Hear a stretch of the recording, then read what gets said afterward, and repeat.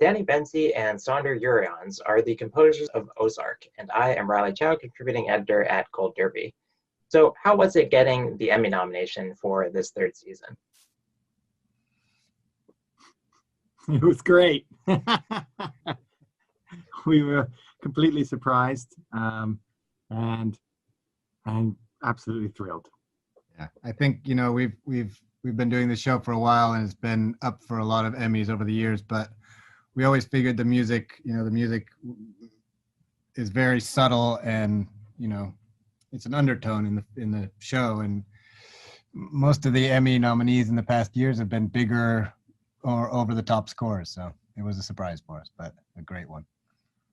Yeah, this is kind of the first recognition that you've gotten for the show from any organization. I thought you should have been nominated last year, and then when that didn't happen, I kind of thought, okay, well, it's just not going to happen now. That's what we thought too. Danny, your IMDb tells me that you had some kind of involvement with Before My Time, which was the Oscar-nominated song from the Chasing Ice documentary. So I just wanted to ask you quickly about that one. Oh, that was, yes. Josh Ralph is a friend from New York. I used to play cello for some of his sessions way back in the early 2000s. And he invited me to come and play cello on that track in his studio in the Lower East Side. So I just helped with the string parts for that. That's all I really did. So you two worked on The Gift, which starred Jason Bateman. And then at the premiere for that, I understand that he asked you to work on Ozark. So I'm wondering, what was it about your score for The Gift that he really wanted to have in Ozark? I mean, I think, we had met him before that, even through when we did The One I Love, which was Charlie McDowell's first film. And they're friends. And Charlie told us, he's like, my friend Jason really wants to meet you guys. He loves the score for The One I Love. And so we met him at the premiere for that first. And then, just by chance, we ended up on The Gift together. And then he kind of knew our work at that point. I think he had been following us and listening to our music. And so he knew, our vibe. And so he immediately, I think, when he was dreaming up Ozark and the mood of it, he thought of us. And what was the pitch for Ozark? We didn't, but you mean like, how did we get the job? Well, I just mean like when he's coming to you, how does he describe the project and what he wants you to bring to it? That's where he excels. Yeah. Jason Bateman is so verbally succinct, shall we say. And so he's like, it's in the Ozarks. Do you guys know where the Ozarks are? I was like, no, because I grew up in Europe. And then he starts explaining it's going to be this long building drama thriller thing about this, about money laundering, about that. So he was really excited about it, but like his adjectives to describe it are incredible. Yeah, it was, he gave us a really clear understanding of what he was going for tone-wise in the series before they even started shooting, and it was, the grittiness and humanity of the area, and then also the majesty of the natural world there, the trees, the lake, and he wanted the sound of somehow reminiscing the sound of the engines, loud engines, cars without mufflers, but also this kind of epic feeling to it. Yeah, how would you describe the sound of the music on Ozark? I mean, it's very minimal. It's very organic, I think, even though we do use a lot of synths. Most of them are processed natural sounds that are run through synthesizers or run through effects. And then the synths we do use are very, like analog, warm sounding, tactile sounds. And then, the percussion is all very dry and real sounding, and it's all played and none of it is looped. And then you have the strings and the instruments that are played, all the acoustic instruments that are played are recorded very close, and you can hear like the bows on the strings and the breath in a woodwind or something. So when the two of you are working on this together, I'm wondering, like, where does, Saunder end and Danny begin? Like, if I'm watching Ozark or listening to the soundtrack, what are some touches that each of you are bringing?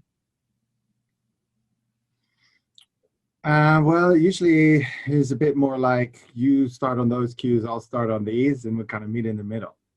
And but then also now he'll go over to the ones I did, and I'll go over the ones he did, and we'll edit each other's cues a little bit, and add whatever or take away whatever we feel.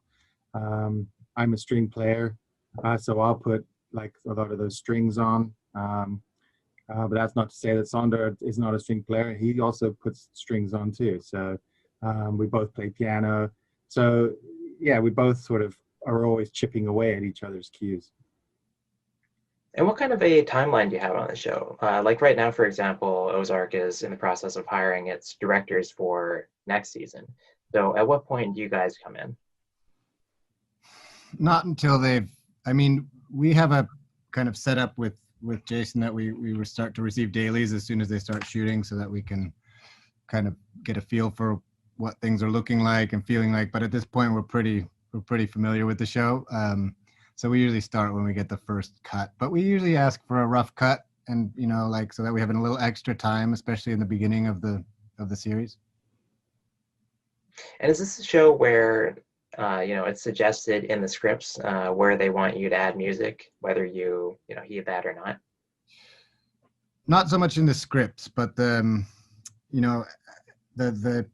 editors have been incredible at temping music, and most of it is ours from past seasons, and even in the first season it was our music from other films, and they've just done such a great job of finding the spots, and we do it with them. We'll go and sit together and spot through every episode and talk about every spot where they have music, and maybe we can extend it or try a different feel there, or maybe we find another spot that they didn't see.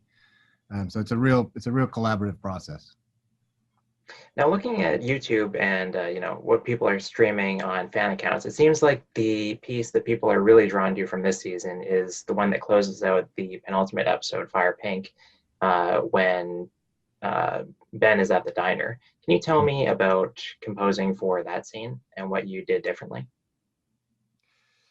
Yes, that is a kind of a new theme in season 3. It's Wendy and Ben's kind of relationship theme. I don't want to give too many spoilers. I assume everybody's seen it, but I think everybody's seen it. Well, it's so it's a piano and strings mostly, and there's pads and stuff with it, but it's very rare in the show that we bring out a natural sounding piano like that. I think we've only done it a few times. One of the bigger moments also was season 1 in the car crash. But so we really this gave us a chance. It's at the end of episode 9 and at the beginning of episode 10. Where you hear it the most, and I think it's one of the most emotional moments in the entire show, so far. So we were, we were given one of those rare moments to really let the score shine in the Ozark way. It's still very subdued and very minimal, and again, it's recorded in a way that sounds very intimate and close. Now, for the Emmys, you've actually submitted the finale all in instead. Can you tell me about submitting that episode? Yeah, I think that in general, that theme was a big part of our submission, just having it in there because we think it's a great piece of music and something unique in the show. And then the thing with the last episode is it had so much of all the Ozark vibes. It also had a new theme for Navarro, the drug lord, which had been earlier in the season as well. But so it kind of encompassed a lot of the overall Ozark musical world. Now, what about looking back over the first 2 seasons? Is there anything in those seasons that you kind of wanted to leave in those seasons and not bring forward into the 3rd season and 4th season of Ozark because you felt like maybe the show had evolved musically? I don't think so. I think we really we've treated, so far the scoring of this show has been a kind of cumulative process where we pick up new sounds as we go, but we always go back to a lot of the old themes, and we bring back as much as we can, because that first season was so successful in its tone, like, not just as a successful show, but in the way that it all fit together. And so we don't want to mess with that too much.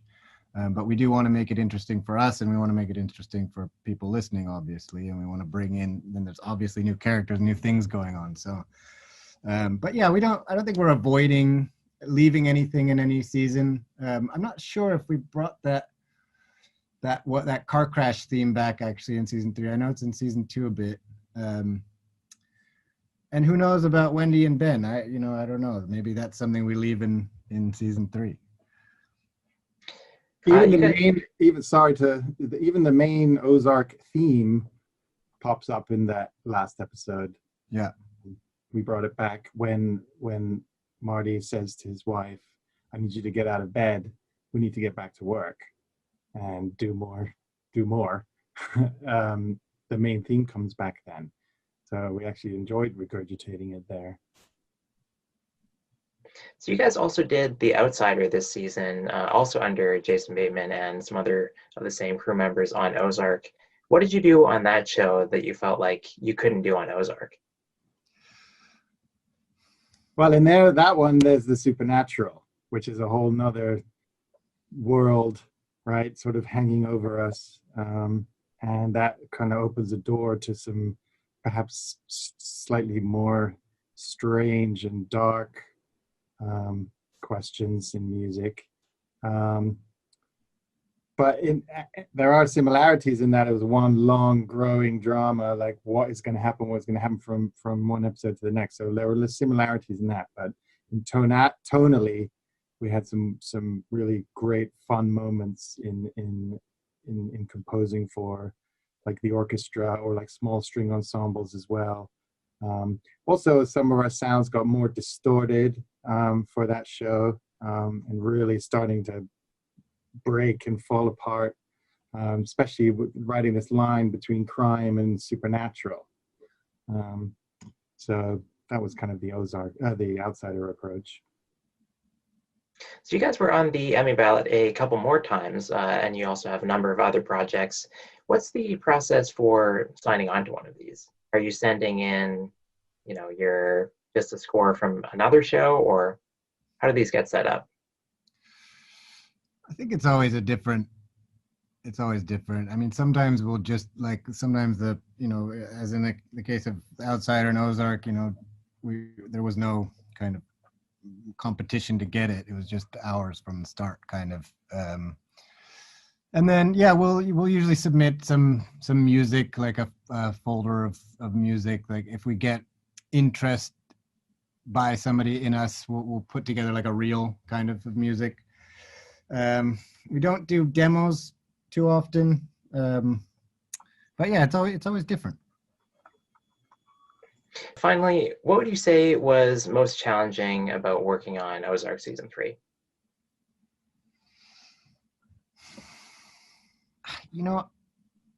I don't think there were that many challenges. It's such a fun show for us to work on, and we have such a rapport with the team. I guess that theme, that Wendy and Ben theme, was probably the hardest thing to kind of nail, but it came really fast.